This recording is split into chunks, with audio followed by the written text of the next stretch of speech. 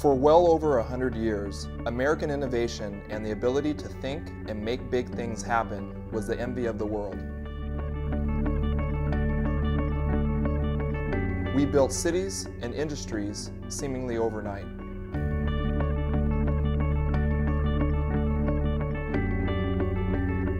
However, we continue to face many challenges in the 21st century, including booming population growth, high unemployment, rising costs of living, a struggling education system, climate change and energy crises, as well as ever-increasing global competition.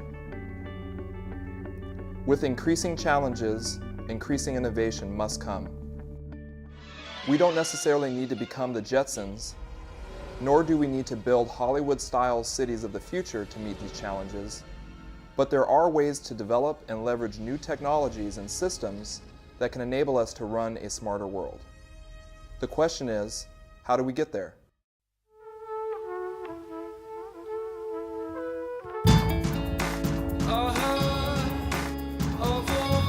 My definition of innovation is the execution of new ideas. There's always lots of new ideas out there, but actually executing them is the definition of innovation.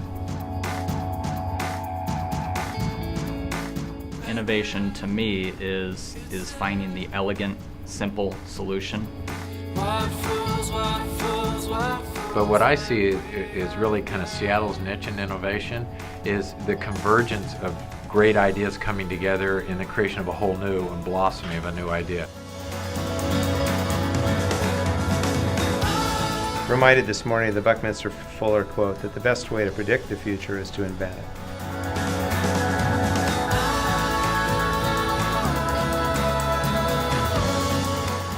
Innovation is about improvement, whether you're talking about improvement in a process, improvement in a product, or just a better way to solve a problem. By 2015, we're supposed to hit 25 billion connected devices. By 2020, we're looking at 50 billion devices. You know, your fridge can talk to your iPhone, to your toaster, and then your toast is ready in the morning when you wake up. You know, your milk's ordered, and your newspaper's already on the table. Right? Currently at Local 46, we have many programs to train people to install these new and innovative products. We have advanced lighting training, we have building innovation, energy management training, we have electrical vehicle infrastructure programs.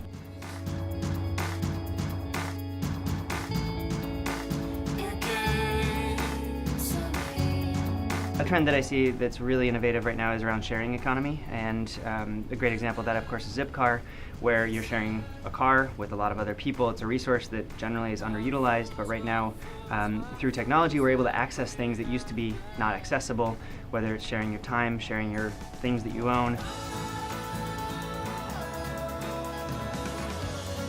Commuter transportation, whether it's transit or riding your bike or walking to work or carpooling, lowers the cost of doing business for both the employee and the employer. So the role that Commute Seattle has played in driving innovation is first and foremost that we're a public-private partnership, and that's fairly unique.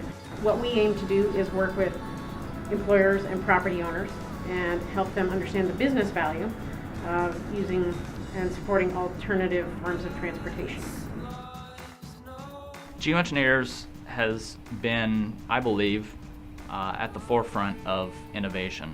For myself and my company, renewable energy means ground source heat pump technology. This technology uses the heat energy in the ground to heat and cool buildings. It can be 3 or 4 times more efficient than the conventional techniques that we use today. So to promote innovation, the 2030 District has brought a really large and diverse group of stakeholders around the table to talk specifically about energy use, water use, and transportation in buildings, but to talk about it as a whole across the entire district. There's 1,159 building parcels, so it's a really large area. Competitors are actually cooperating to work together, which is really unusual, so we're hoping to see some really innovative ideas come out of that. Earlier this year, there was the solar PV project that was placed on the Quest Field and Exhibition Center. To date, it's still the largest solar PV project in Washington State. It's more of a support structure for the innovation itself. So once the technologies are introduced, you need to have that skilled, qualified workforce that makes a real living wage to be able to bring those technologies to those that actually need it. So really, GeekWire is a hub of innovators. We are a technology news site and community where people come to find out about the latest innovations. So really with social media, what you're seeing is everybody has a voice. And with more people having a voice, there is more power to get more people to provide feedback to solve problems. By bringing these types of innovative technologies and organizations together, we get several steps closer to achieving our goal of building and running a smarter world that can nurture our growing population, economies, and planetary ecosystems. Are you a frontrunner of innovation? If you or your organization would like to be featured in this Innovation Showcase video series, please contact us to learn more.